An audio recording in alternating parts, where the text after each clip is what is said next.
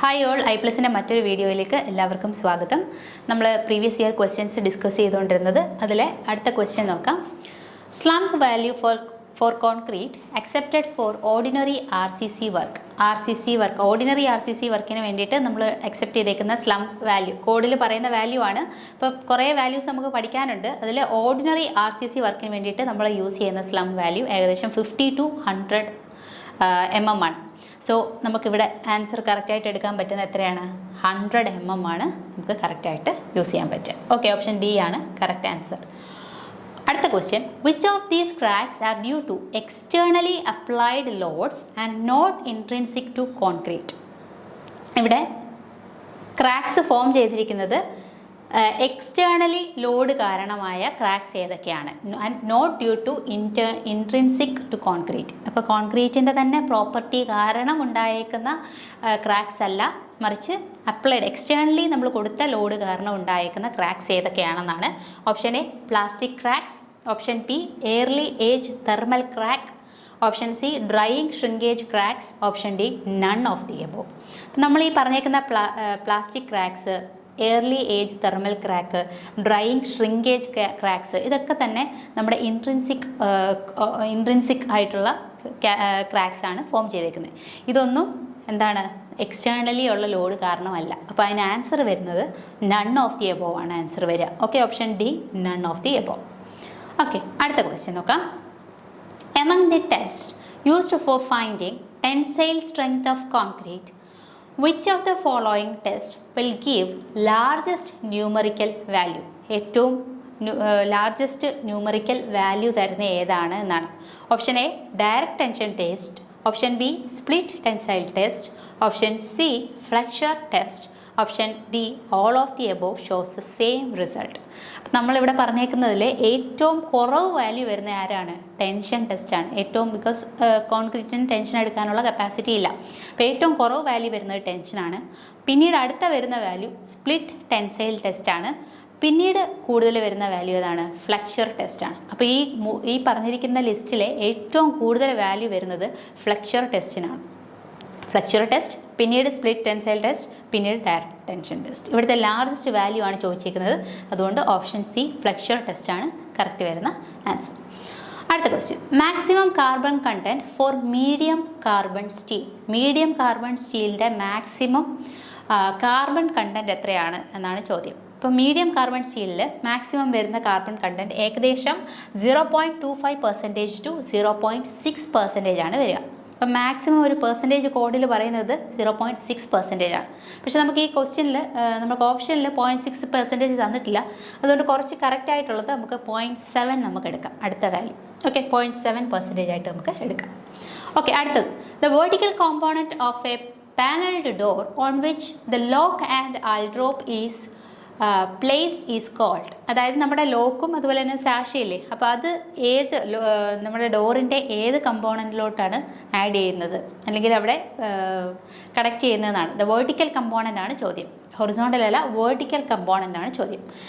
അപ്പോൾ lock rail, lock style, lock panel, mid rail. അപ്പോൾ ഇതിൻ്റെ അതിൽ നമ്മൾ നോക്കിയാൽ ആൻസർ വരിക ലോക്ക് സ്റ്റൈലാണ്. ഇതിനകത്തിൽ നമ്മൾ നോക്കിയേ ടോപ്പ് റെയിൽ, ബോട്ടം റെയിൽ, അതുപോലെ തന്നെ ലോക്ക് റെയിൽ, ഇതെല്ലാം തന്നെ ഹൊറിസോണ്ടൽ മെമ്പേഴ്സാണ്. ഇതിനകത്തിൽ വേർട്ടിക്കലായിട്ട് വരുന്ന എന്ത് മാത്രമേ ഉള്ളൂ? ലോക്ക് സ്റ്റൈലാണ്. ഈ ഒരു ലോക്ക് നമ്മൾ കണക്ട് ചെയ്യുന്ന ഈ ഒരു മെമ്പർ തന്നെയാണ് ലോക്ക് സ്റ്റൈൽ എന്ന് നമ്മൾ വിളിക്കുന്നത്. ഓക്കെ, ഓപ്ഷൻ ബി ആണ് കറക്റ്റ് ആൻസർ. അടുത്ത question, in ordinary Portland cement compounds in decreasing order of the percentage composition. അതായത് നമുക്ക് വലുതിൽ നിന്ന് ചെറിയ വാല്യൂ ഏറ്റവും കൂടുതൽ ഏതാണ് ഫോം ചെയ്യുന്നതെന്ന് പറയാം. അടുത്തത് പിന്നീട് വരുന്ന രണ്ടാമത്തെ വാല്യൂ. അപ്പോൾ ഏറ്റവും കോമ്പോസിഷൻ നോക്കിക്കഴിഞ്ഞാൽ ഏറ്റവും ഹയർ വാല്യൂ വരുന്നത് ഏതാണ്? ട്രൈ കാൽസ്യം സിലിക്കേറ്റ് ആണ്. അതായത് C3S ആണ്. പിന്നീട് വരുന്നത് ഡൈകാൽസ്യം സിലിക്കേറ്റ്, പിന്നീട് വരുന്നത് എത്രയാണ്? ട്രൈ കാൽസ്യം അലൂമിനേറ്റ്, പിന്നെ C4AF. അങ്ങനെ ആണ് ഇതിൻ്റെ കോമ്പോസിഷനിൽ പെർസെൻറ്റേജ് വരുന്നത് വാല്യൂ. ഓക്കെ, ഓപ്ഷൻ എ ആണ് കറക്റ്റായിട്ട് വരിക. C3S, C2S, C3A, അതുപോലെ തന്നെ C4AF. ഓക്കെ, അടുത്ത ക്വസ്റ്റ്യൻ നോക്കാം. Innermost central portion of a tree is called. എന്താണ്? ഈ ഒരു ട്രീയുടെ സെൻട്രൽ മോസ്റ്റ് പോർഷനെ നമ്മൾ വിളിക്കുന്ന പേരാണ് പിത്ത്. ഈ പിത്തിനെ സറൗണ്ട് ചെയ്തിട്ട് എന്തുണ്ട്, ഹാർട്ട് വുഡ് ഉണ്ട്. പിന്നീട് അതിനെ ചുറ്റി എന്തുണ്ട്, സാപ്പ് വുഡ് ഉണ്ട്.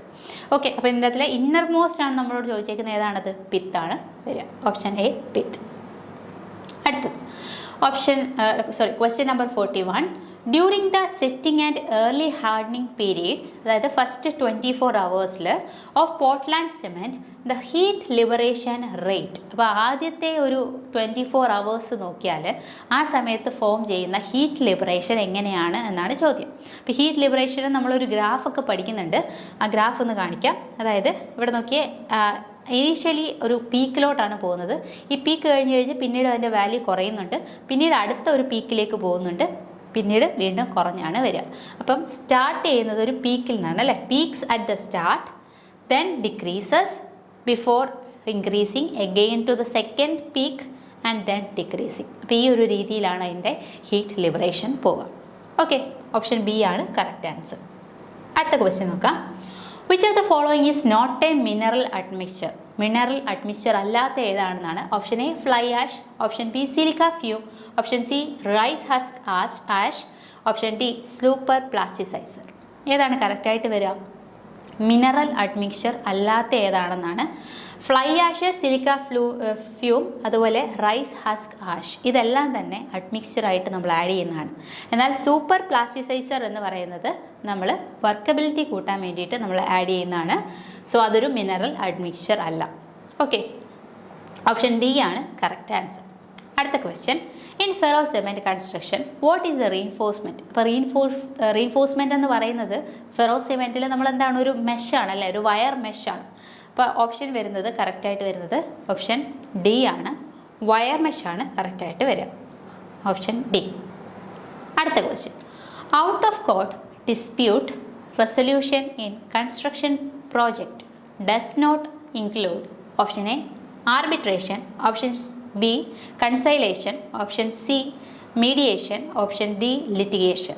അപ്പോൾ ഈ പറഞ്ഞിരിക്കുന്നതിലെ ഔട്ട് ഓഫ് കോർട്ടിന് വെളിയിൽ നമ്മൾ വരുന്ന ഒരു ഡിസ്പ്യൂട്ട്, തർക്കം പരിഹരിക്കാൻ വേണ്ടിയിട്ടുള്ള ഒരു മാർഗം എന്ന് പറയുന്നത് ഇതിൽ ഏതാണ് എന്നാണ്. ഇത് കൺസ്ട്രക്ഷൻ പ്രോജക്റ്റിൽ വരുന്നതാണ്.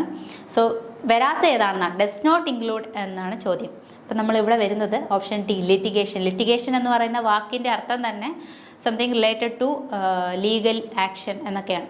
അപ്പം ലീഗൽ ആക്ഷൻ വരുന്നത് എന്തായാലും കോർട്ടിനുള്ളിൽ തന്നെയായിരിക്കും. ഔട്ട് ഓഫ് കോർട്ടിൽ അത് വരില്ല. അപ്പോൾ അതിൻ്റെ ആൻസർ ഓപ്ഷൻ ഡി ആണ്, ലിറ്റിഗേഷനാണ് കറക്റ്റായിട്ട് വരിക. അടുത്ത question. TMT steel bar stands for. TMT എന്താണ്? Thermo. Option A thermo mechanically treated, option B twisted mild tempered, option C temperature maintain twisted, option D torsion maintained and treated. എന്താണ് TMT എന്ന് പറഞ്ഞാൽ? Thermo mechanically treated ആണ്. Option A ആണ് കറക്റ്റായിട്ട് വരും. Okay, അപ്പം നമ്മൾ ഓൾമോസ്റ്റ് 10 ക്വസ്റ്റ്യൻസ് കൂടുതൽ ഡിസ്കസ് ചെയ്ത് കഴിഞ്ഞു. നമുക്ക് തൽക്കാലം ഇവിടെ വെച്ച് നിർത്താം. Thank you so much.